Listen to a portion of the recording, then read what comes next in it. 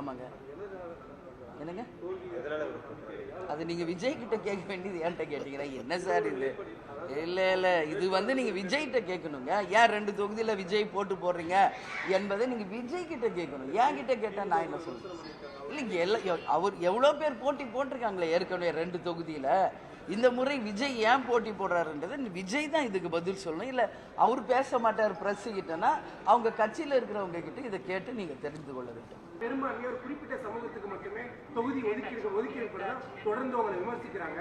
அந்த மாதிரி தானே இருக்கு. இந்த தொகுதி 10 தொகுதியில தொடர்ந்து சொந்த சமூகத்துக்கு ஒதுக்கி இருக்கிறதாவே வெளிப்படையா விமர்சிக்கிறாங்க. அதை எப்படி பாக்குறீங்க? அதுக்கான காரணம் யார் விமர்சிக்கிறாங்க? சமூக வலைதளம் யார் விமர்சிக்கிறாங்க? சமூகம் எந்த சமூக வலைதளம்? அதெல்லாம் யாருமே எங்ககிட்ட இது வரைக்கும் அதை பத்தி பேசல. நீங்க தான் ஃபர்ஸ்ட் அதை பத்தி கேட்குறீங்க. புரியுதுங்களா? தேமுதிகவை பொறுத்த வரைக்கும் ஜாதி மதங்களுக்கு அப்பாற்பட்ட கட்சி. யாருக்கு சீட்டு கொடுத்துருக்கோம்? எங்களுடைய எம்எல்ஏஸ் கொடுத்துருக்கோம், சீனியர்ஸ்க்கு கொடுத்துருக்கோம், எங்கள் மாவட்ட செயலாளர்களுக்கு கொடுத்துருக்கோம். பார்க்க அரண்டவன் கண்ணுக்கு இருண்டதெல்லாம் பேய். ஸோ எதுவுமே நீங்கள் குற்றமாகவே பார்த்தா குற்றமாக தான் தெரியும்.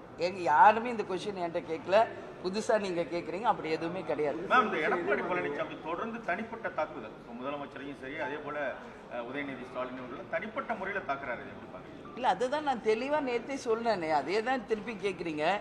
அவர் ஒரு முதலமைச்சர் வேட்பாளர் வந்தால் என்ன ரெவல்யூஷனரி சேஞ்ச் தமிழ்நாட்டுக்கு கொண்டு வருவார் என்பதா அவரோட ஸ்பீச்சில் இருக்கணும். அதான் மக்கள் எதிர்பார்க்குறாங்க. அதை விட்டுட்டு 3ஆம் கட்ட பேச்சாளர் மாதிரி அவர் பேசுறதா எனக்கு வருத்தம் கொடுக்குது.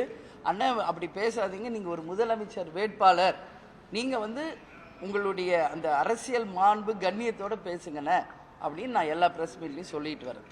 சரிங்களா? ஆமாங்க.